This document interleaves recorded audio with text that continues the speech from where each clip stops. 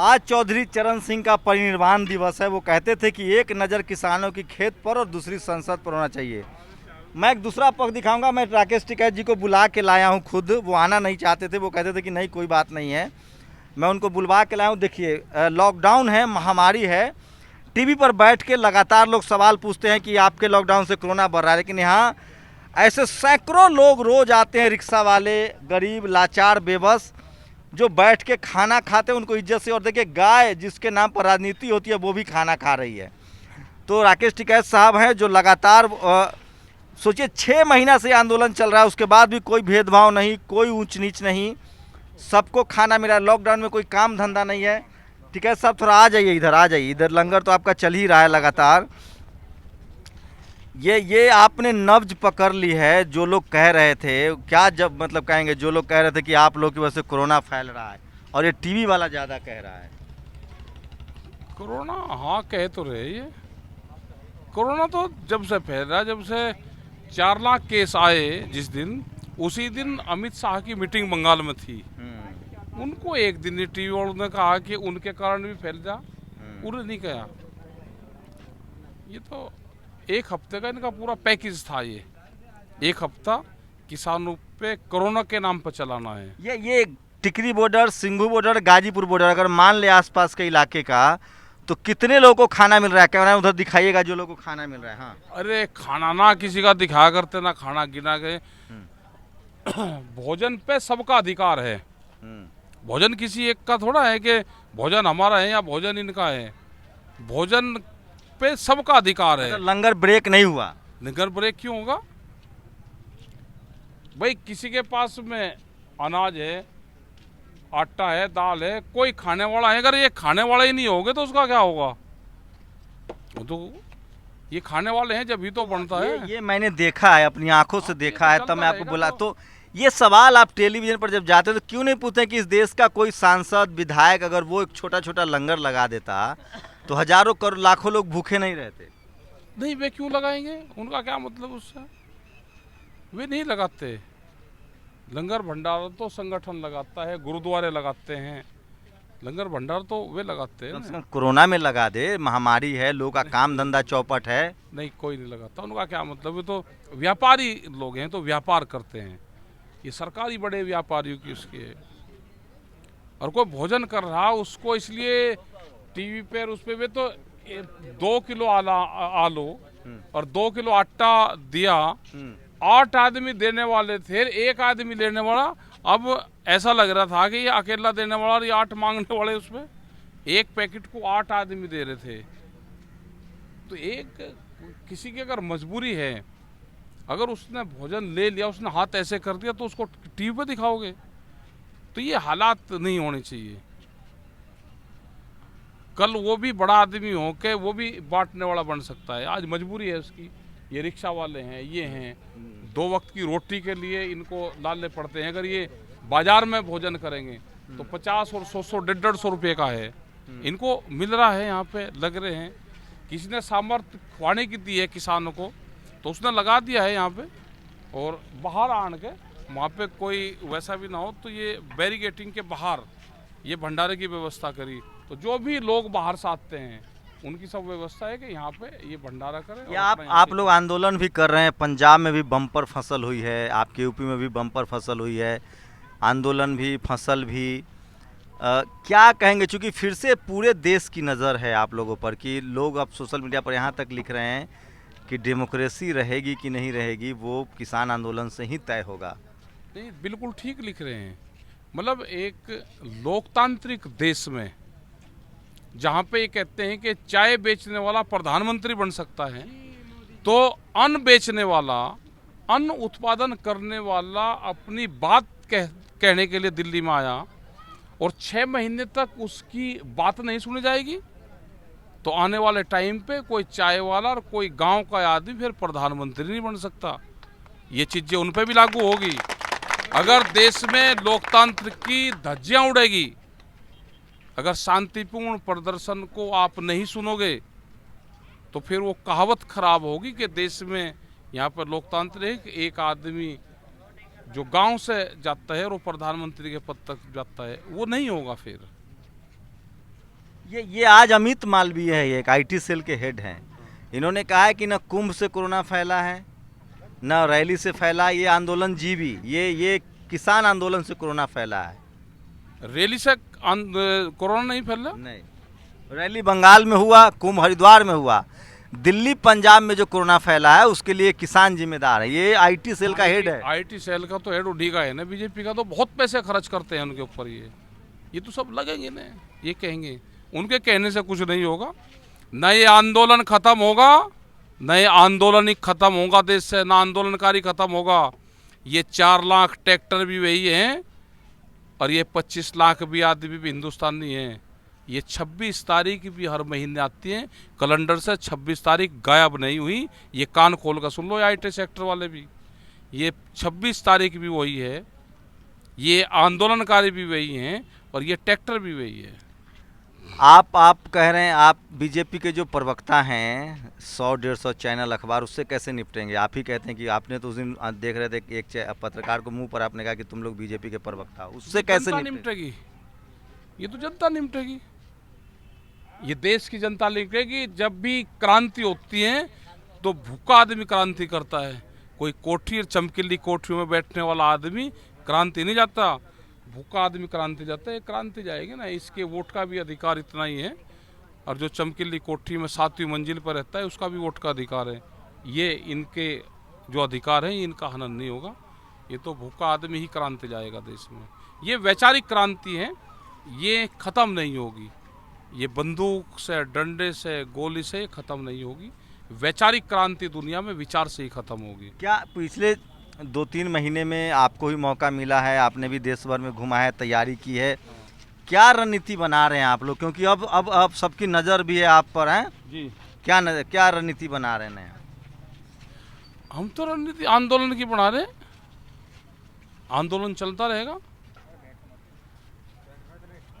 रणनीति क्या बनानी? रणनीति तो सरकार को बनानी है, हमारी रणनीति तो आंदोलन की, हम आंदोलन करते रहे। मोदी जी का जो सेंट्रल विस्टा बन रहा है, घर बन रहा है, उस पर क्या कहेंगे? जब देश में बीमारी फैल रही हो तो भी रोक देना चाहिए उनको, हॉस्पिटल बनना चाहिए पहले। मोदी जी को भी चाहिए, ये कहे कि नहीं ये घर बाद में बनेगा, पहले हॉस्पिटल बनेगा। कम से कम एक हॉस्पिटल की आधारशिला रख देते कोरोना काल में, तो एक बड़ा मैसेज उससे जाता है कि देश के प्रधानमंत्री ने एक हॉस्पिटल की आधारशिला रखी, घर रुकवा दिया और पूरा फंड वहाँ पर लगवा दिया। लोग ऑक्सीजन से मरे हैं, ऑक्सीजन नहीं मिली। और आम जनता ध्यान से सुन लें, जो ऑक्सीजन का बड़ा सिलेंडर है उसकी कीमत 160 रुपया है ऑक्सीजन की, वो 20-20 हज़ार रुपये में लोगों ने मरा। इनको माफ़ नहीं करेगी जनता। जो 160 रुपये की ऑक्सीजन किसी को मिल जाती वो बच सकता था। ऑक्सीजन ब्लैक में हुई, यहाँ पर हवा ब्लैक में करी गई, ऑक्सीजन ब्लैक में करी गई, लोग सड़कों पर मरे, लोग हॉस्पिटल के बाहर मरे। उनको माफ़ नहीं करेगी। उनके लिए कानून बड़े हैं, हमारे लिए कोरोना बड़ा है। हमने कहा कि कोरोना बड़ा है दुनिया में, हिंदुस्तान में कोरोना बड़ा है, आप कानून वापसी ले लो, कानून तो फिर भी बन जाएंगे। यूपी में जैसे लाशें तैरी, जैसे आपने देखा होगा, जो इलाहाबाद, संगम, कानपुर, क्या कहेंगे? सबसे ज़्यादा नुकसान 20,000 करोड़ लोगों ने बैंक से निकाले हैं कानपुर के इलाकों में। किसान पीड़ित हैं, आम लोग मजदूर पीड़ित हैं, लोग भूखे मर रहे हैं। क्या लग रहा है कहाँ चूक हो रही है? चूँकि आप यूपी से भी हैं। सरकार का ये है ना कि सरकार को गरीब बनाना है आम लोग को। और ये जो लोग हैं, जैसे आप इनको दिखाओगे, ये लोग ये मानते हैं अगर इनको एक टाइम का भोजन मिल गया तो यही इनका विकास है। आने वाले टाइम पे गरीबों की संख्या बढ़ेगी, और अगर उनको भोजन मिल जाएगा एक टाइम का तो ये लगेगा कि भोजन ही मेरा विकास है पूरा। ऐसी हालात देश की करेंगे। पूरे बड़े संस्थाएं देश के बेचे जा रहे हैं, ये देश बिकने लग रहा है, इसको रोकना है। आम जनता ध्यान दे कि देश को बिकने से रोकना है तो सड़कों पे आना पड़ेगा। जैसे दवाई के लिए आत्मनिर्भर हुए, सिलेंडर ढूंढिए, दवाई ढूंढिए, डॉक्टर ढूंढिए, अब खाना भी ढूंढना। खाना तो तिजोरी में जाएगा, तिजोरी में बंद होगा, ताला लगेगा, और भूख के आधार पे देश में रोटियों की कीमतें तय होंगी। चाबी किसके पास है? बड़ी कंपनियों के पास में चाबी होगी उसकी। रास्ता क्या है टिकैत साहब? आंदोलन, आंदोलन। ये क्या भूखी लगता है? जनता ये गोदाम तोड़ेगी एक दिन, यही भूखी जनता गोदाम तोड़ेगी। किसानों का आज भी करीब 10,000 क्विंटल से ज़्यादा गेहूं खुले में मंडियों के अंदर पड़ा हुआ है रोहतक में, उसकी खरीद नहीं होगी। वो व्यापारी जो बड़ा वो होगा उसको सस्ते में खरीदेगा, अपने गोदाम में बंद करेगा। जब कीमतें बढ़ जाएगी उसके बाद वो गोदाम के ताले खोलेगा, उसको बेचेगा। जब किसान की फसलें आएगी ज़्यादा बल्क में मार्केट में उतारेगा, मार्केट को डाउन करेगा, सस्ते में फिर खरीदेगा, फिर गोदाम में भरेगा। ये खेल होने वाला है। आम जनता की रोटी महंगी होगी, गरीब आदमी कमाएगा और सिर्फ रोटी के लिए कमाएगा, वोट देगा और रोटी खाएगा, उसके आगे की सोच ही नहीं उसकी रहेगी। एजुकेशन ख़त्म होगी, लेबर यहाँ पर बढ़नी है। ये एक बड़ी साजिश देश की जनता के लिए चल रही है। सरकार आपको बगावती मान लेगी? जिस आप तो आंदोलन की बात बगावत है, बगावती तो है। हम आंदोलन कर रहे हैं तो बगावती तो है। देश से ना आंदोलन खत्म होंगे और ना आंदोलनकारी खत्म होंगे, हम दोनों की मदद करेंगे। क्या क्या लग रहा है? स्थिति बहुत बदली है, पहले सरकार गुमान में थी, अब बहुत ज़्यादा किरकिरी हो रही है। जिस तरह से लोगों की मौतें हुई है, सरकार तो कह रही है 4 लाख लोग मरे हैं, विदेश की मीडिया कह रही है कि करीब करीब 60 लाख लोग मरे हैं। कुछ दबाव में आएगी सरकार? अब उम्मीद है शायद बातचीत का कोई अभी रास्ता निकले। पता नहीं है, मतलब हमारे से तो कोई बात अभी हुई नहीं, हो जाएगी। अभी कोई ज़्यादा दिन थोड़ा होगा, 6 महीने तो ये। जब सरकार 5 साल चल सकती है तो आंदोलन भी 5 साल चल सकता है। ये बड़ी बात कह रहे हैं। क्या लग रहा है एरोगेंसी है सरकार की? डेमोक्रेसी में 6 महीने का आंदोलन बहुत बड़ा समय होता नहीं, सरकार के लिए नहीं, सरकार के लिए अभी बड़ा आंदोलन नहीं है, क्योंकि उनके पास में तो सत्ता है, बंदूकें हैं, ताकतें हैं, उनके लिए नहीं।